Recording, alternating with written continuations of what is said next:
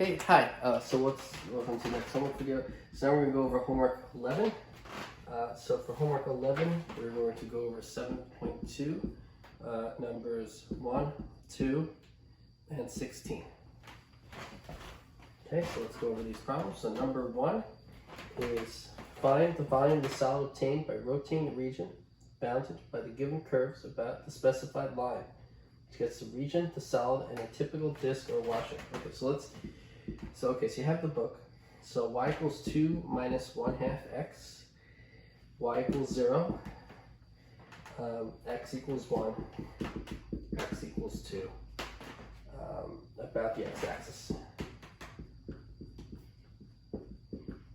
So I'm going to put this down so we can track what I'm doing. Okay, so let's just draw the picture.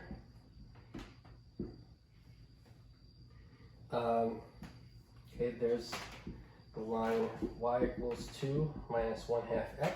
So minus 1/2 x would look like this, the origin, translate like 2. So here, that's the graph. Y equals 0, x equals 1. When x is 1, when x is, this intersection point is, if x is 4, and you get y is 0. So this intersection point is at 4, 0. So we're going to draw x equals 1, and it's going to be here. And we're going to draw x equals 2. So I'm not giving myself a lot of room here. That's x equals 1 and x equals 2. Okay, x equals 1, x equals 2. And y equals 0. And so we have this region right there. And it's going to rotate about the x-axis. So if we rotate it, we're going to get this region right here. Okay, that's our three-dimensional region. And so now we want to find the volume of it. Sketch the region, the solid, and a typical disc or washer. So a typical, this is a small, a typical washer is like those circles there. So if you look at the washer that I drew, it's going through the x-axis. And so the area of a washer would be pi r squared, where r is the radius of the circle, but the radius of the circle is just the height of the function y equals 2 minus 1/2 squared.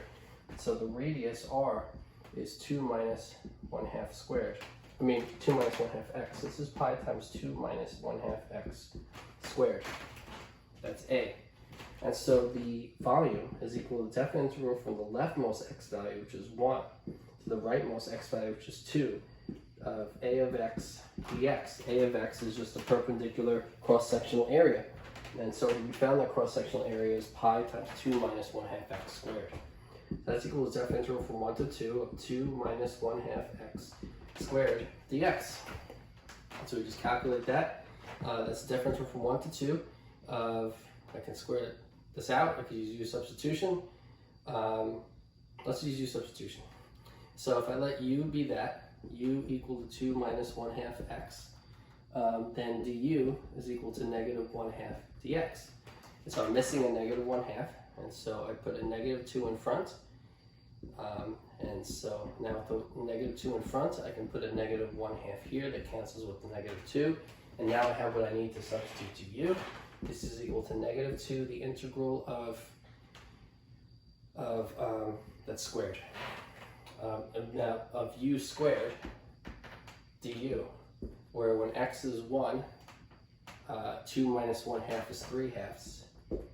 And when x is 2, 2 minus 1/2 times 2, 2 minus 1 is 1. So u is 1. So we get the negative 2 times definite integral from 3/2 to 1 of u squared du. That's negative 2 times u cubed over 3, evaluate from 3/2 to 1.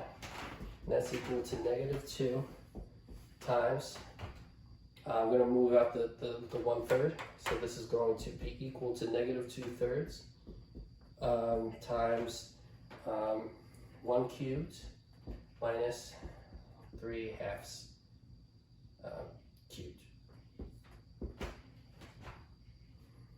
So that's equal to 1 minus 27 over 8. So it's negative 2/3 times 1 minus 27 over 8. And so what that's equal to is 27 over 8, I'm just taking the negative of them. 27 over 8 minus 8 over 8 is 19 over 8 times 2/3. So that's 19 over 3 times, so it's 19 over 8. 19 over 3 over 4, which is 19 over 12. The answer is 19 over 12. Okay, and so that's the volume of that region. Okay, once you get to this point, you're just calculating a definite integral. So the rest of this is just calculating a definite integral. Here I use U substitution. You could multiply this out and just find an antiderivative. Combine my terms, find an antiderivative. So you could just square that, and then it's also you can do that way too. Okay, so that's number 1.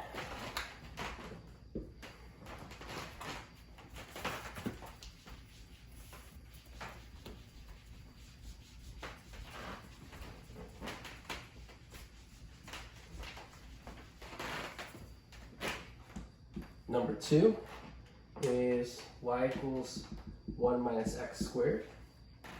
Y equals 0 about the x-axis. Okay, so if you y equals 1 minus x squared,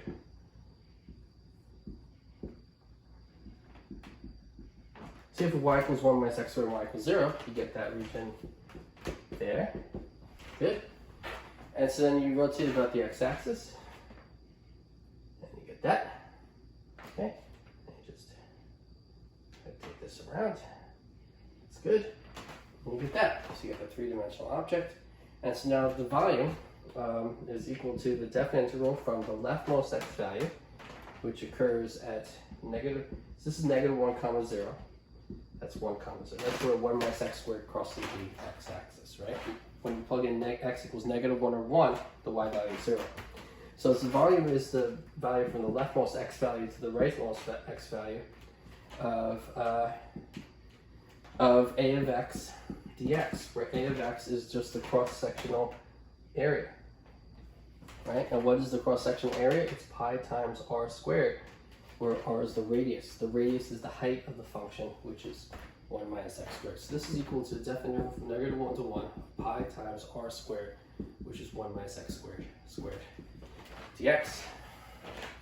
This is equal to the definite integral from negative 1 to 1, pi in front, times 1 minus 2x squared plus x to the 4th dx.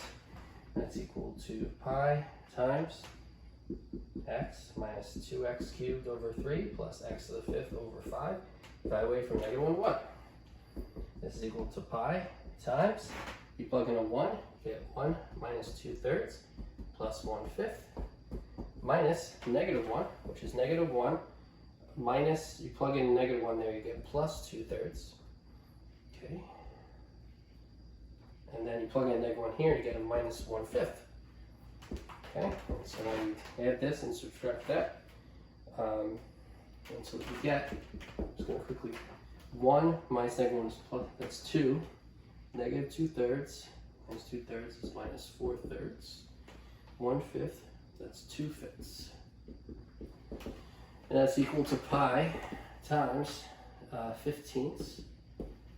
So then that's 30 minus 20 plus 6. And that's equal to pi times 16 over 15. That's 16/15 pi. That's 16 over 15 pi. Okay, and that's it. That's the volume. Okay, so that's number 2.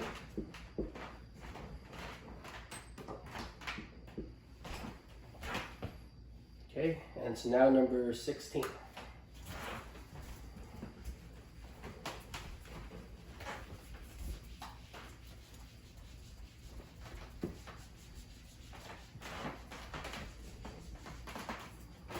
Okay, so now number 16. So the region enclosed by the given curves is rotate about the specified line, find the volume of the resulting solid. Okay, so number 16 you have x equals y squared, you have x equals 1, and you rotate it about x equals 1. Okay, so x equals y squared.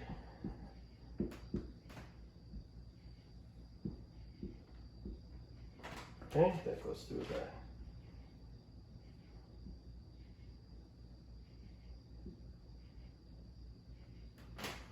So x equals y squared, and x equals 1. There's x equals 1. And so you rotate this region bounded by x equals y squared and x equals 1. Rotate it about the line x equals 1. So then you get that. And you rotate it around, and now you have that three-dimensional object. And now we're going to find the volume of that. So the volume of that is equal to definite integral from, so now if you look at the washers, this is a washer, and so it's horizontal. So what you see is that you have to integrate with respect to y. So it's the integral from the lowest y value to the highest y value. And when x is 1, y is 1 here. And when x is 1 here, y is negative 1. So you're integrating from negative 1 to 1 pi r squared. And so what's the radius? The radius is, so the radius is the length of the washer. Let me draw another washer here so we can see what the radius, here's the radius here of the washer. Well, this total distance is 1, and this point is x comma y. This distance is the x distance of the point, and that is 1. So we're taking 1 and subtracting x, so what's left is 1 minus x. That's the radius. So 1 minus x squared dx. So a of x is equal to pi r squared, and the radius of the washer is equal to 1 minus x.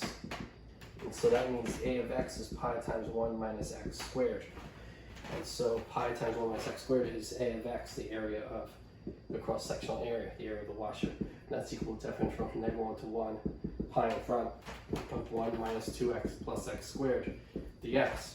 And that's 1 minus x squared. It's equal to pi times x minus x squared plus x cubed over 3, evaluate from negative 1 to 1. That's an this is an antiderivative of the integrand there. So this is pi times, plugging in 1, you get 1 minus 1 squared, which is 1 plus 1/3. Plug in negative 1, get negative 1 minus negative 1 squared, which is minus 1, plus minus 1/3. Okay? And so this is equal to pi times 1 minus 1 is 0, that's 1/3, minus negative 2 minus 1/3 is negative 7/3. That's minus negative 7/3. And so this is equal to 1/3 minus negative 7/3, that's 1/3 plus 7/3, that's 8/3. And this is 8 over 3 pi, that's 8/3 pi. So the volume of that three-dimensional object is 8/3 pi. All right, so that's homework 11.